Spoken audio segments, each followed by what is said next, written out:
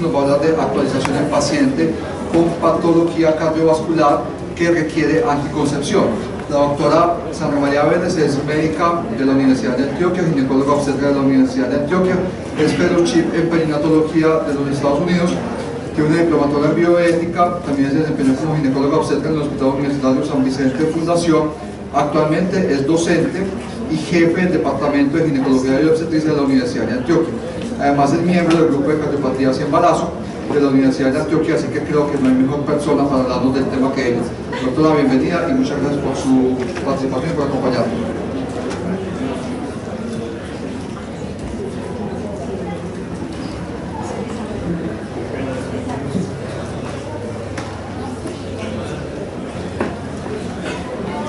Buenos días, gracias. ¿Usted escucha?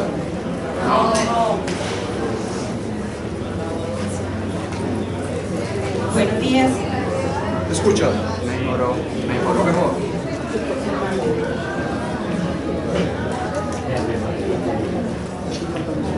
Bueno, primero que todo, gracias a Sergio por la invitación para que la Universidad de Antioquia se hiciera partícipe también con uno de sus grandes proyectos desde hace 2 años en este encuentro de anticoncepción, de un tema que tanto importa y tan importante es para todas las pacientes que manejamos con alto riesgo cardiovascular. El aumento de las enfermedades cardiovasculares en la población joven ha estado digamos, con un gran pico de elevación en los últimos años debido a que la cirugía cardíaca en pacientes jóvenes y en infantes ha hecho que estos pacientes puedan alcanzar la edad reproductiva y evidentemente entonces llegar a la posibilidad de un embarazo. 4% de las mujeres que tienen cardiopatías o enfermedades cardiovasculares tienen contraindicado el embarazo y no estamos haciendo entonces algunas medidas efectivas para poder disminuir eso que puede aumentar los riesgos de morbimortalidad materno-perinatal. Muchas de ellas utilizan medicamentos que pueden ser teratogénicos, como los inhibidores de la enzima convertidora de angiotensina, los cumarínicos, el Bosentan, algunos antiarrítmicos como la amiodarona, que en algunos casos tenemos que recurrir a su uso, y por tanto entonces estaría contraindicado un embarazo por la alta posibilidad de efectos teratogénicos que pudieran tener para el producto gestacional. De este grupo de pacientes con cardiopatía y embarazo, aproximadamente el 35% no reciben ni siquiera asesoría en anticoncepción, y de ese 65% restante, el 33%, la asesoría que reciben es realizada en forma inadecuada.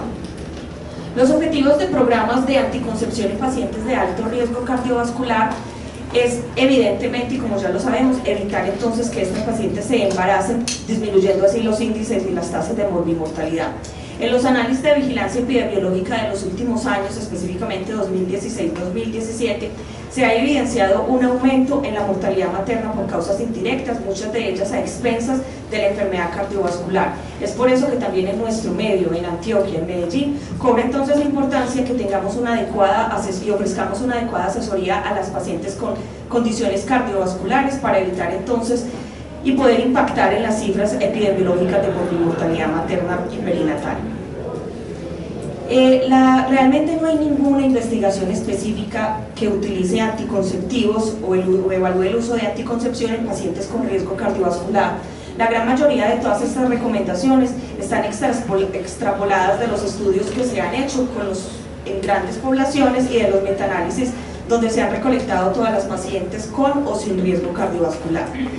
Es importante cuando ofrezcamos una asesoría individualizar cada caso. Ahorita vamos a ver algunas consideraciones especiales y específicas para cada uno de ellos, y donde es importante también evaluar por el alto riesgo que estas pacientes representan durante el embarazo, el tratar de disminuir entonces esa posibilidad y tener en cuenta cuál es el índice de falla de cada uno de estos métodos para poder considerarlos en ellos.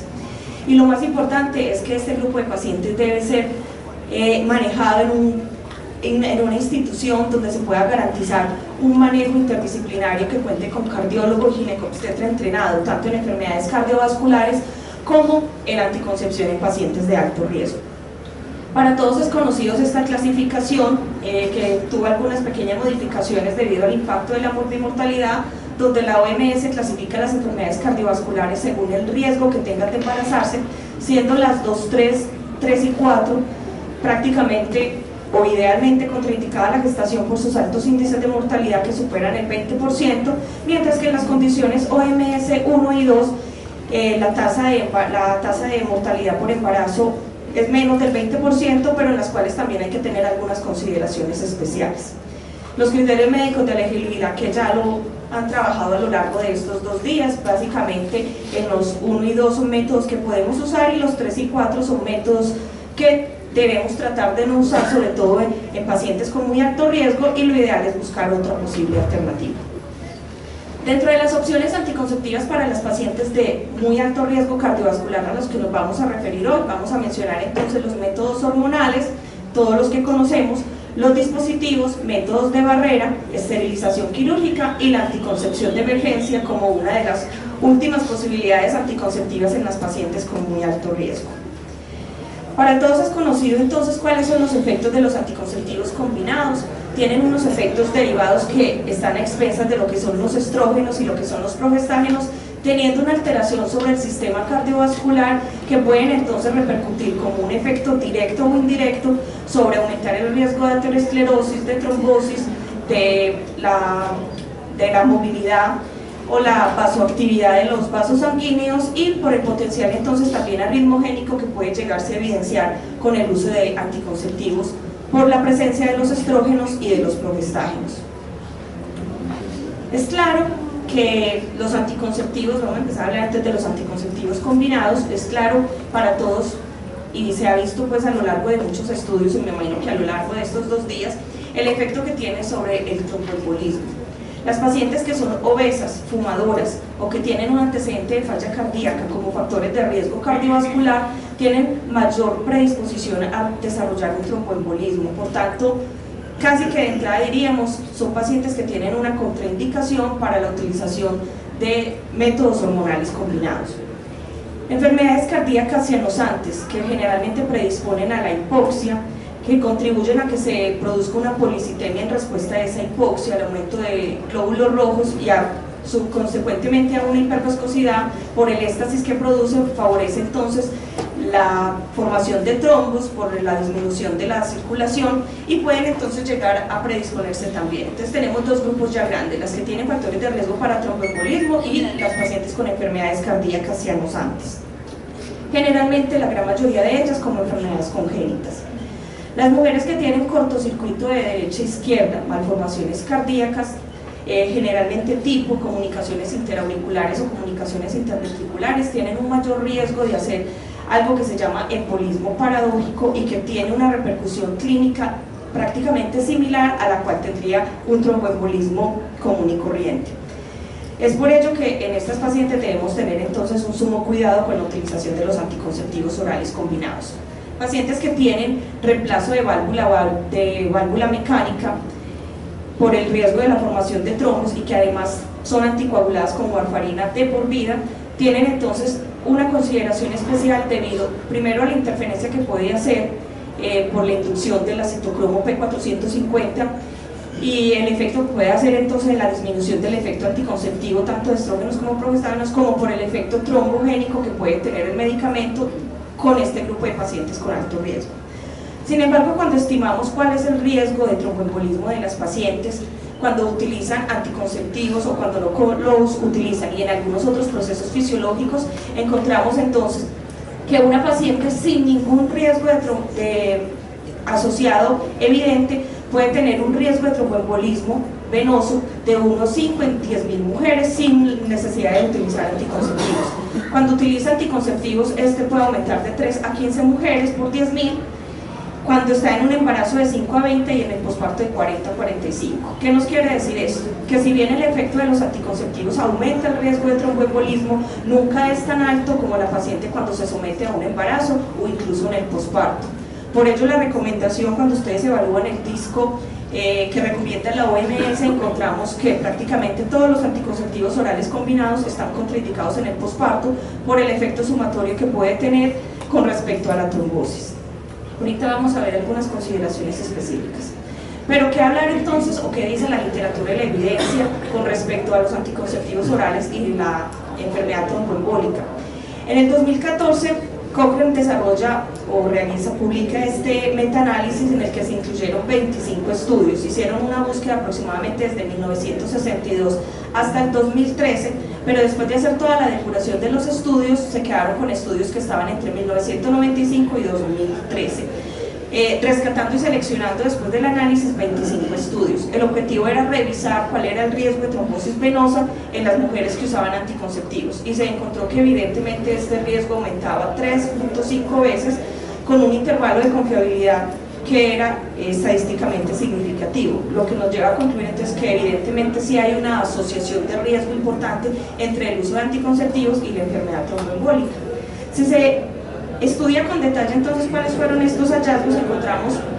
el no uso con un riesgo de 1 y todos, independientemente de la dosis, con un riesgo aumentado para tromboembolismo, obviamente mucho mayor, como lo evidenciamos para las dosis más altas de estrógenos, pero incluso con dosis mucho más bajas, como de 20, también el efecto, digamos, se mantiene con un aumento hacia la trombosis. Con respecto a la isquemia cardíaca, por el efecto que tienen los estrógenos específicamente sobre las bradykininas, estas pueden llegar a aumentar la presión arterial, aunque esto es un efecto dosis dependiente, es decir, entre dosis más altas de estrógenos tiende a aumentar la presión arterial, dosis más bajas puede no tener ningún efecto sobre la presión arterial sistémica. Los anticonceptivos combinados predisponen a la presentación de infarto agudo de miocardio en pacientes que tienen factores de riesgo. Estos factores de riesgo principalmente caracterizados en la población son las fumadoras pesadas estratificadas por la OMS como más de 15 cigarrillos al día y pacientes por encima de los 35 años. Las pacientes que tienen migraña con aura por el efecto vasogénico fisiopatológico en el cual está descrito,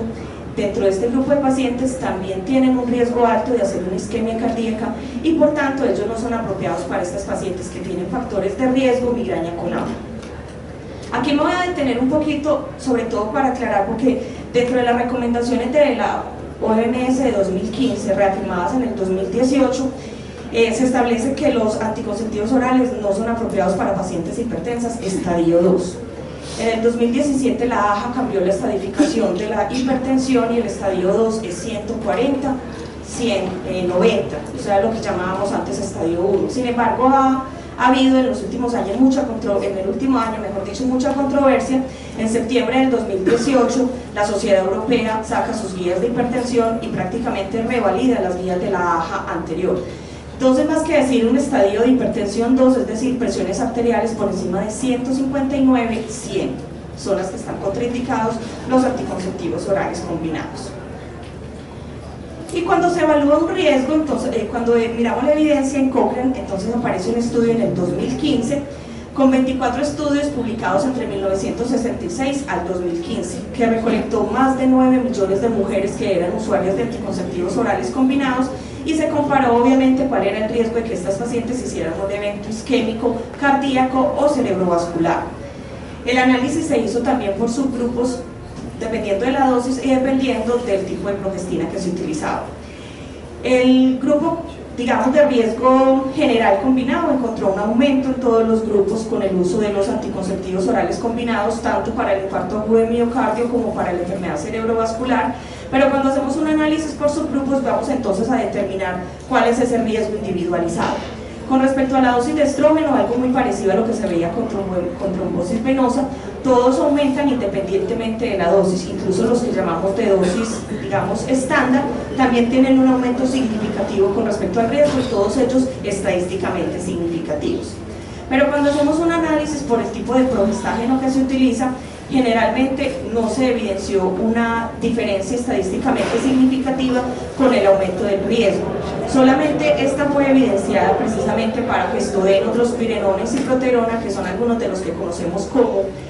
anticonceptivos de tercera, cuarta generación por el tipo de progestágeno que tienen y que sí tienen un aumento más elevado con la utilización, con el desarrollo de trombosis venosa profunda, de tromboembolismo pulmonar, de infarto agudo de miocardio o de enfermedad cerebrovascular. Tenemos otro grupo de pacientes y son las pacientes que tienen arritmias, generalmente muchas de ellas pacientes jóvenes y en las cuales sabemos que por ser mujer ya tienen entonces un efecto directo de la prolongación del intervalo QT. El estrógeno aumenta más el intervalo QT pero el progestaje no hace un efecto, digamos, contrarregulador disminuyendo ese intervalo QT, lo que nos llevaría a pensar entonces que esto pudiese no ser un efecto tan significativo para las pacientes que consumen anticonceptivos orales combinados, pero en algunas pacientes sí se ha evidenciado y hay descripción de algunos casos en la literatura en los cuales algunas pacientes con arritmias tipo torcida de puntas pueden presentarse solamente con el factor de riesgo del consumo de anticonceptivos orales. Por la presentación de una arritmia súbita, generalmente asociada pues, a este efecto directo, pueden entonces evidenciarse secundario a la presentación de una arritmia cardíaca. En estas mujeres que toman anticonceptivos orales como estudios observacionales, no estudios con todo el rigor científico, se ha observado entonces que algunas de ellas pueden presentar latidos o extrasístoles ventriculares, pero muchas de ellas pueden no tener ningún tipo de significado clínico, solamente tendrían un significado clínico cuando pueden llegar a alterar entonces o comprometer la estabilidad hemodinámica de la paciente, porque generalmente, como mencioné, pues la progesterona compensa ese efecto que hacen los estrógenos. Pacientes con fibrilación auricular son pacientes que tienen arritmias pero con una alta potencialidad de trombogenia, por lo cual entonces se contraindica el uso de anticonceptivos orales combinados. Y toda paciente que presente una arritmia que pueda llegar a desencadenar éxtasis o turbulencia, entonces puede llegar a causar trombosis y por tanto se contraindican los anticonceptivos orales combinados. El Bocetan es un medicamento que se utiliza en las pacientes con hipertensión arterial pulmonar.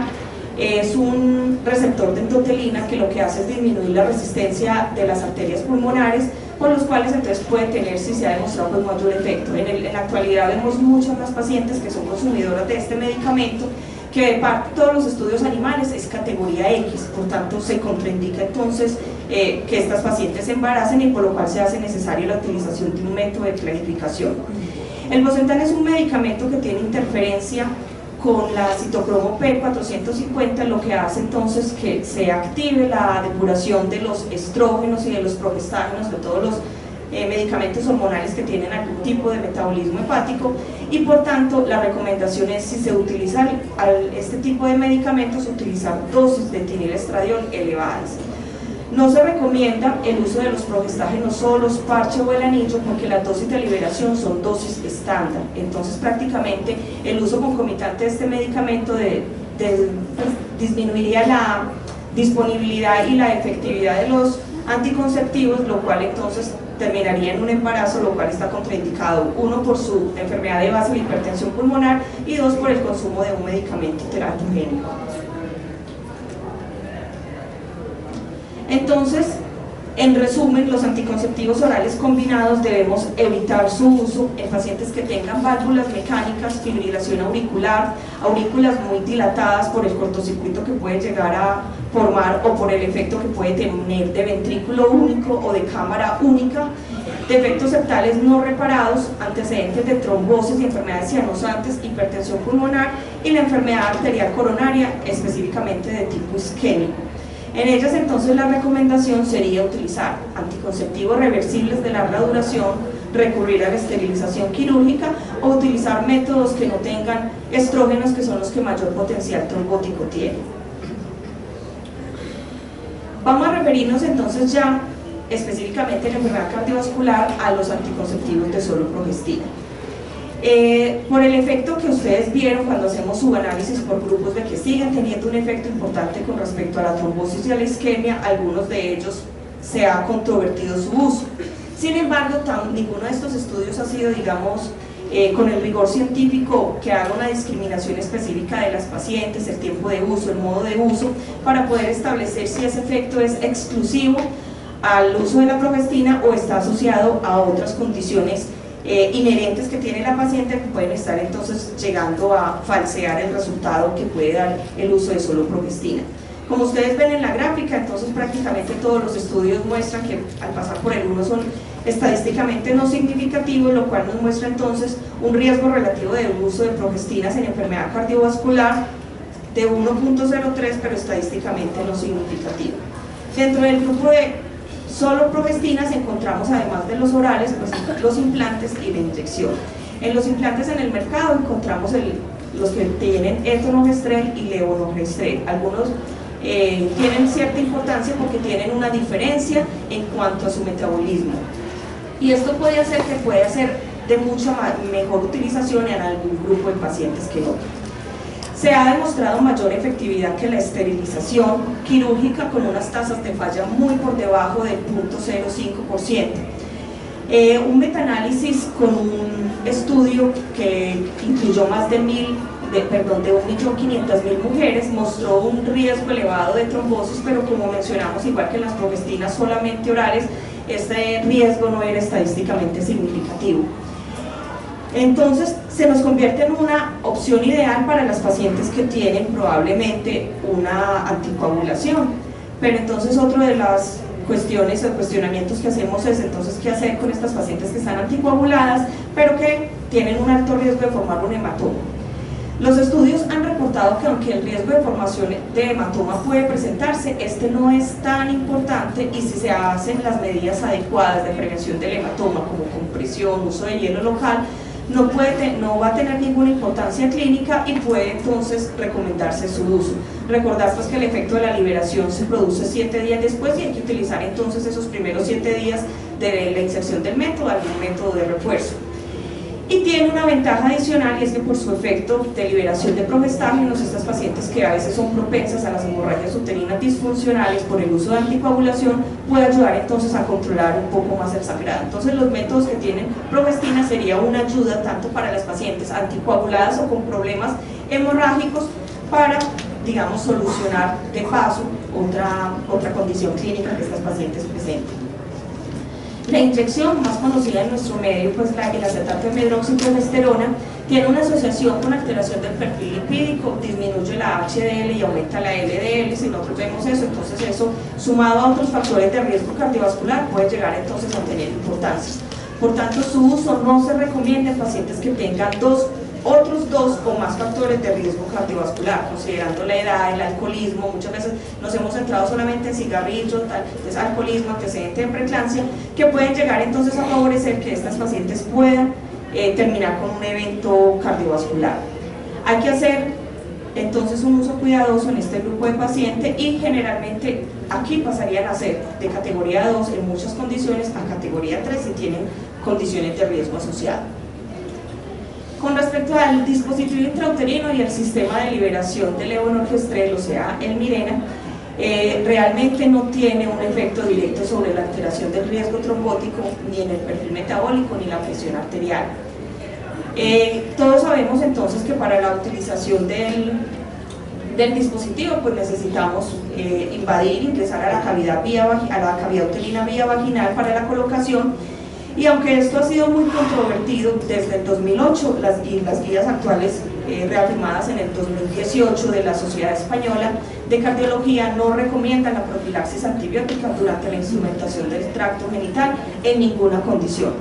Sin embargo, después de la implementación de las guías del 2008 de endocarditis infecciosa, se ha evidenciado un aumento de la endocarditis después de la aplicación de las guías en pacientes que se les aplica o se les inserta un dispositivo intrauterino. Es por ello que en febrero del 2018 los expertos del Reino Unido recomiendan solamente para las pacientes que tienen válvula protésica y antecedente de endocarditis la utilización de ampicilina y gentamicina por un periodo de 24 horas para disminuir la bacteremia en pacientes de riesgo, solamente a este grupo de riesgo y solamente para la instrumentación en ese. Sin embargo, es un consenso, no es todavía una guía y algo pues digamos reafirmado, sino una recomendación que ellos hacen basado en la epidemiología y en el aumento de estas condiciones clínicas.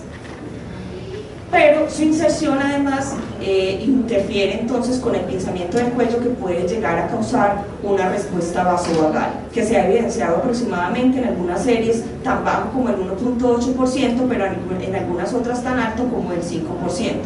¿Cuáles pueden ser las consecuencias entonces de esta respuesta vasovagal en pacientes que tienen un riesgo cardiovascular importante?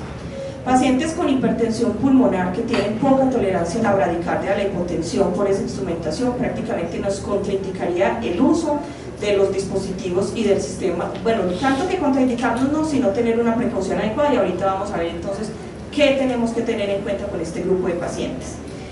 Sí hay una contraindicación absoluta en pacientes que tienen circulación de ventrículo único, que han sido sometidas a reparación de Fontana. La reparación de Fontana es un tipo de anastomosis que se hace entre las cavas y las arterias pulmonares para hacer una circulación pasiva a través del pulmón, evitando que la sangre tenga que entrar al ventrículo único funcional para evitar. Es un tipo de cirugía, digamos, rara, que se hace a pacientes con cardiopatías congénitas muy complejas y a modo de tratamiento paliativo. Pero inicialmente se planteó a modo de tratamiento paliativo, pero el pronóstico de vida de estos pacientes ha sido tan bueno que han llegado a la adolescencia y se embarazan. Entonces hay que tener cuidado porque puede que nos encontremos en la consulta en algún momento algún tipo de cirugía correctiva que no sabemos qué tipo de cirugía es, y es importante entonces determinar si es de este tipo o no. Porque estas pacientes entonces con reparación de Fontana, síndrome de ventrículo único, síndrome de Eisenmenger o algún tipo de alteración de la conducción, no toleran bien entonces esa bradicardia y esa hipotensión y pueden llegar a ser, durante el momento de la inserción del dispositivo intrauterino, un paro cardiorrespiratorio. Por ello es que en este grupo de pacientes, cuando se insertan estos dispositivos, no se recomienda hacerlo en consultorio, se recomienda hacerlo en unidades hospitalarias, ojalá que cuente con unidad cardiovascular y con el equipo obviamente de reanimación al lado. Por ello entonces, volvemos a recalcar el énfasis en las pacientes de muy alto riesgo para manejo interdisciplinario y con grupo de expertos. El levonorgestrel sabemos entonces que es útil en el manejo de la hemorragia uterina anormal asociada a la anticoagulación, con un efecto muy similar a lo que habíamos mencionado con los implantes, y que se consideraría entonces también, digamos, otra de las alternativas que tenemos para el manejo de las pacientes anticoaguladas, siendo muy buena opción y teniendo en cuenta entonces únicamente las recomendaciones y las precauciones que mencioné con respecto a la inserción del dispositivo. Los métodos de barrera y el calendario pues son métodos que ya todos conocemos, métodos que obviamente no tienen ninguna interferencia medicamentosa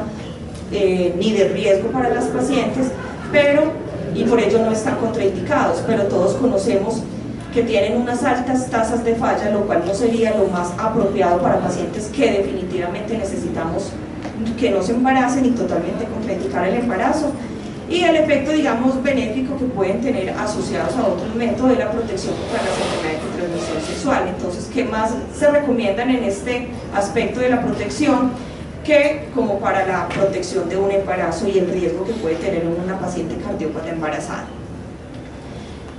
Vamos entonces a la esterilización quirúrgica.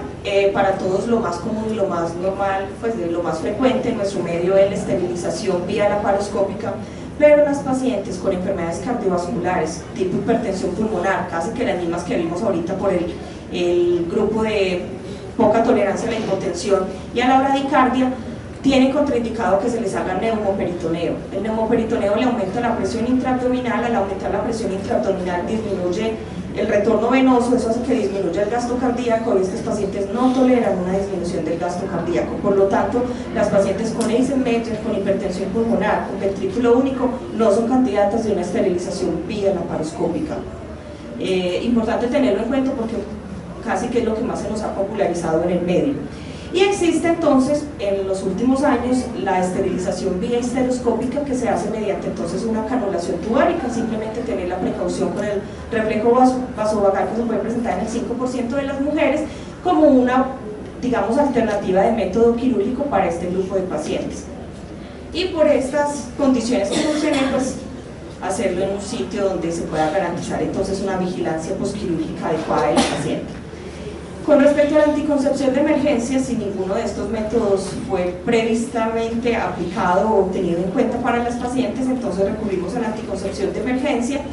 en las cuales disponemos de levonorgestrel, mifepristona y ulipristal. No hay todavía en el momento estudios que evidencien el aumento del riesgo trombótico. Sin embargo, dentro de la fisiología de la farmacodinámica y farmacocinética de estos medicamentos,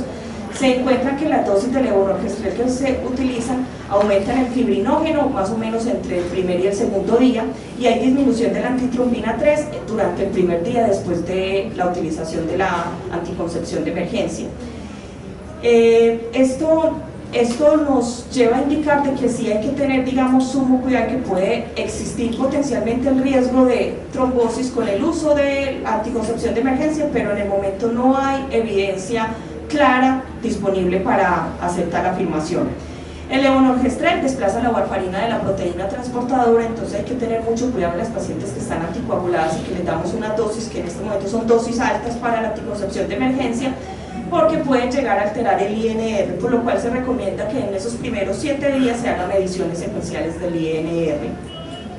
No es tan raro la anticoncepción de emergencia que cause efectos trombóticos. En este momento tenemos una paciente gestante en el grupo de cardiopatía y embarazo que hace un año se aplicó anticoncepción de emergencia e hizo una trombosis de senos venosos y no se encontró ninguna trombofilia asociada y se le, digamos, quedó rotulada como con la anticoncepción de emergencia. Esto ya es a modo de repaso en unas condiciones específicas para concretar. En la miocardiopatía periparto, prácticamente por el riesgo tromboembólico, por la terapia anticoagulante y por las arritmias, lo ideal es evitar los anticonceptivos, sobre todo cuando tienen fracciones de eyección por debajo del 45%, y porque muchas de ellas, inclusive a pesar de ser periparto, pueden persistir con una disfunción ventricular a lo largo de su vida. Con respecto a la terapia anticoagulante, hay mayor incidencia de sangrado intermenstrual poscoital, por eso es importante evitar el dispositivo. Mencionamos que los estrógenos potencian un efecto anticoagulante y no hay evidencia suficiente para la recomendación o hacer una adecuación cuando las pacientes tienen anticoagulación de que si eso disminuye o no disminuye el riesgo de trombosis. Sin embargo, cuando evaluamos el disco de OMS sí hay una aclaración al respecto. A modo de resumen, sabemos que hay métodos efectivos como los implantes dispositivos y los quirúrgicos que no incrementan el riesgo de trombosis, los de solo progestina dentro de los hormonales con una efectividad moderada que tampoco lo incrementan, y algunos métodos que son pobremente efectivos como los de barrera, que tampoco lo incrementan pero que tienen, digamos, una tasa de falla muy alta. Este disco, que todos lo conocemos por la recomendación de la OMS, es una ayuda útil y fácil de consultorio que nos va a ayudar entonces a evaluar cómo definimos la anticoncepción de pacientes. Vamos a hacer unos pequeños casos clínicos muy corticos para considerar, porque muchas veces toca hacer sumatoria de estas condiciones. Es una paciente obesa de 27 años con índice de masa corporal de 32, fumadora de 8 cigarrillos, posparto hace un mes, con un mortinato, tuvo preeclampsia severa y presiones actuales de 148/96. De entrada entonces vemos una paciente con varios factores de riesgo, y cuando empezamos entonces a aplicarle nuestro disco OMS, entonces encontramos que para obesidad todos serían indicados, incluso si tuviese una dislipidemia sin otros factores de riesgo, pero ojo que con esta paciente tenemos otros factores de riesgo, tabaquismo, pero es una paciente joven, solamente tendríamos entonces un criterio de elegibilidad 3 para la de mayor de 35 años, por tanto entonces seguimos en que todos potencialmente pudieran utilizarse, pero si la encontramos entre la semana 4 y la semana 6 del posparto, en los cuales entonces se contraindican los progestágenos inyectables y los anticonceptivos orales combinados. Con respecto a la hipertensión, haciendo la claridad pues con la nueva estadificación, sigue siendo pues por los valores, por eso casémonos con los valores y no con el 1, 2, 3, de que sigue siendo entonces candidata para muchos métodos excepto el uso de anticonceptivo oral combinado. En conclusión, esta paciente entonces pudiéramos utilizar orales de solo progestágeno, implantes, dispositivo, sea con cobre o con levonorgestrel. Vamos a pasar que este es fácil. Y esta es una paciente de 22 años de edad con un antecedente de diabetes mellitus tipo 1 en tratamiento con insulina sin compromiso vascular y desea saber cuál es su método seguro para planificar. Con respecto a la diabetes, no hay ninguna, a pesar de ser un factor importante de riesgo cardiovascular, se pueden utilizar todos los métodos siempre y cuando ella esté compensada y no tenga ninguna enfermedad vascular. Si tiene ya algún compromiso vascular, una clasificación de Priscilla White de la C hacia abajo, pues obviamente estarían contraindicados todos los métodos combinados y los progestágenos inyectables. Bueno, para concluir entonces, tenemos métodos anticonceptivos que son seguros y que pueden ser utilizados en pacientes con cardiopatías. Más importante que ello es hacerle a la paciente una adecuada consejería preconcepcional, porque su decisión de anticoncepción va a depender al conocer ella cuáles son los riesgos de embarazarse independientemente que desee o no desee, con mucha fuerza y con mucha vehemencia su embarazo.